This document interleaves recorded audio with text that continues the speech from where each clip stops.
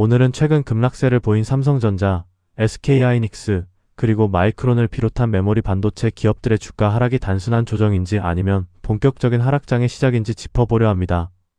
많은 투자자분들이 불안해하시는 지금 객관적인 데이터와 애널리스트들의 리포트를 바탕으로 현재 시장 상황을 명확하게 분석해 드리겠습니다. 최근 한 달간 주요 메모리 반도체 기업들의 주가 변동을 살펴보면 그 하락폭이 상당히 깊다는 것을 알 수 있습니다. 삼성전자가 약 30%, SK하이닉스가 40% 가까이 하락했으며 미국의 마이크론과 샌디스크 역시 각각 12%, 24% 이상의 큰 폭의 조정을 받았습니다.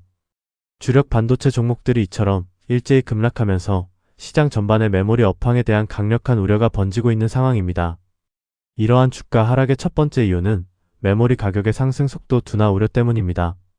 시장 가격 자체가 꺾인다는 의미가 아니라 트렌드포스의 예상에 따르면 2026년 3분기 디램과 낸드의 가격 상승률이 10%에서 18% 수준으로 이전 분기 대비 둔화될 수 있다는 점이 핵심입니다. 메모리 반도체 주가는 본래 이익 증가율의 방향성에 매우 민감하게 반응하기 때문에 이러한 상승 속도의 둔화가 단기적인 실적의 피크아웃 우려로 해석되고 있습니다. 두 번째 이유는 기업들이 내놓은 강력한 호실적이 오히려 시장에 한껏 높아진 눈높이를 충족시키지 못했기 때문입니다. 삼성전자의 경우 2분기 영업이익이 전년 대비 19배나 급증하며 시장 예상치를 웃돌았음에도 불구하고 주가는 오히려 큰 폭으로 하락하는 모습을 보였습니다.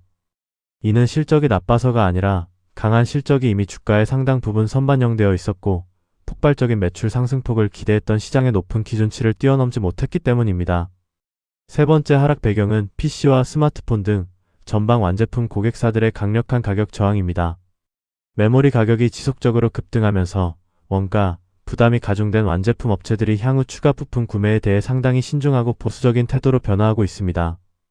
AI 서버나 HBM 쪽은 여전히 공급 부족 상태를 유지하고 있지만 데이터 센터 수요 대비 소비자, 기기 부문의 수요 둔화 우려가 제기되며 전체적인 시장 투자 심리를 다소 위축시키고 있습니다.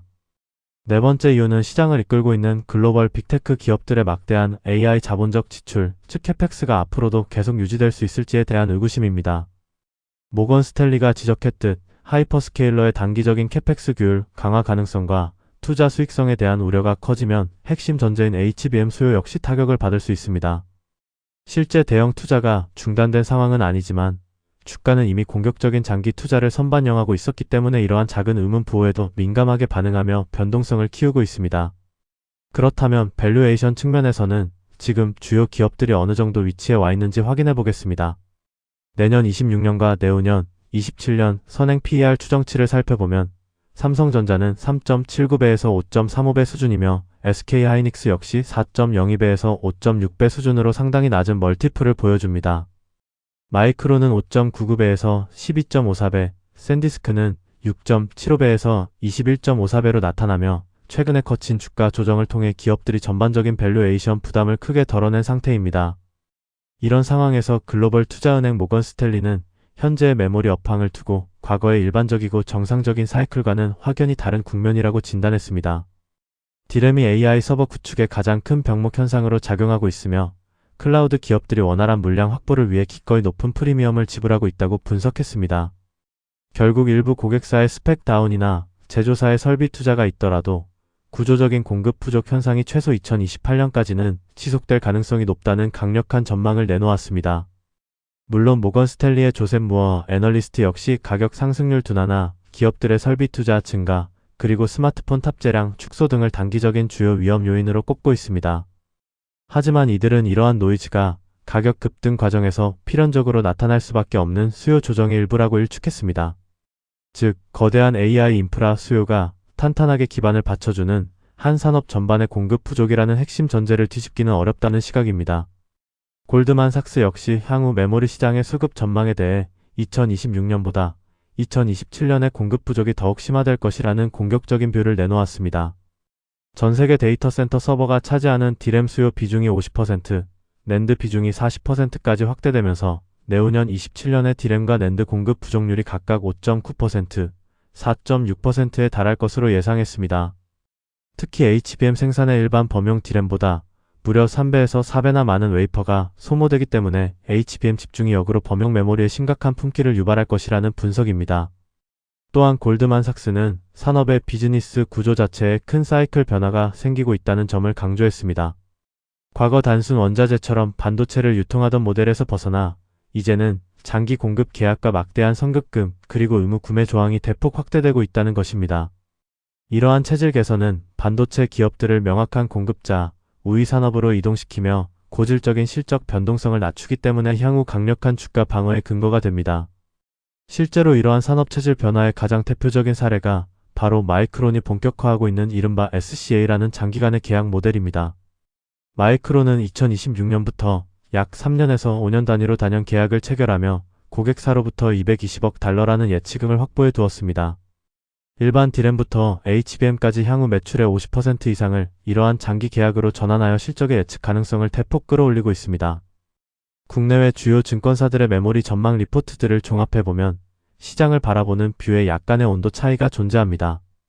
대신증권과 골드만삭스는 장기 계약 등의 효과를 강조하며 가장 공격적인 시각을 보이는 반면 미래에셋증권은 AI 외 소비자 수요의 위축을 지적하며 비교적 균형 잡힌 시각을 유지하고 있습니다.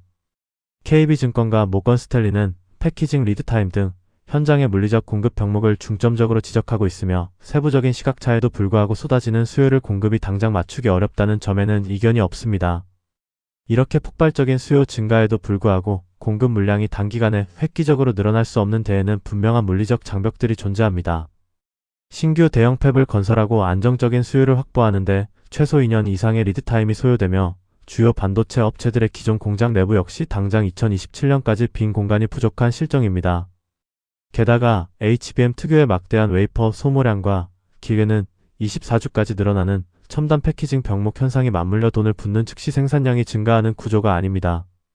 다음으로 이번 하락의 큰 우려점 중 하나였던 빅테크들의 데이터 센터 투자 축소 가능성에 대해서는 구글 알파벳의 캐펙스 추이 데이터를 확인해보면 아직 걱정할 단계가 아님을 알 수 있습니다.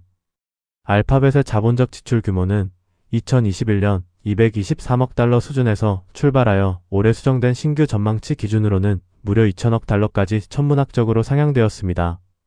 일각의 우려 섞인 시선과는 정반대로 핵심 빅테크 기업들은 지갑을 닫기는커녕 오히려 지출 규모를 더욱 공격적으로 키워가고 있습니다.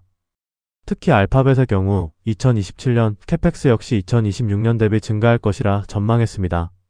알파벳이 이처럼 대규모 투자를 지속 상향하는 첫 번째 핵심 배경은 전년 대비 82% 이상 증가하며 강력한 성장세를 뽐내고 있는 구글 클라우드의 수요 확장에 있습니다.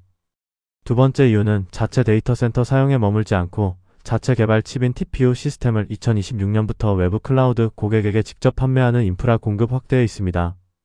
게다가 외부 고객뿐만 아니라 알파벳 내부적으로도 제미나이 차세대 모델 학습과 구글 검색의 AI 오버뷰 기능 향상 등 컴퓨팅 자원 사용량이 급증하고 있습니다. 이토록 내외부 수요가 동시에 몰리다 보니 인프라 규모를 대폭 키웠음에도 여전히 컴퓨팅 용량 부족에 허덕이며 제3자의 인프라까지 임시로 빌려 써야 하는 상황입니다. 검색은 물론 클라우드 사업 양쪽에서 뚜렷하게 수익성이 지표로 입증되고 있기 때문에 이들의 과감한 투자는 쉽게 흔들리지 않을 것입니다. 마지막으로 미국 빅테크의 수요 외에도 각국 중앙정부와 국부펀드가 주도하는 소버린 AI라는 거대한 설비 투자 주체가 새롭게 급부상했다는 점을 주목해야 합니다. 행정과 국방, 금융 등 민감한 자국 데이터를 보호하고 문화권에 맞는 투자 모델을 구축하기 위해 유럽, 사우디, 한국 등에서 경쟁적으로 수만 개의 GPU 클러스터를 구축하고 있습니다. 인공지능 인프라를 단순한 플랫폼이나 소프트웨어를 넘어 국가 안보 수준의 전략 자산으로 편입하려는 흐름이 메모리 수요에 강력한 하방을 받쳐주고 있습니다. 이러한 소버린 AI 수요는 단순 예측이 아닌 실제 사례를 기반으로 확인할 수 있습니다.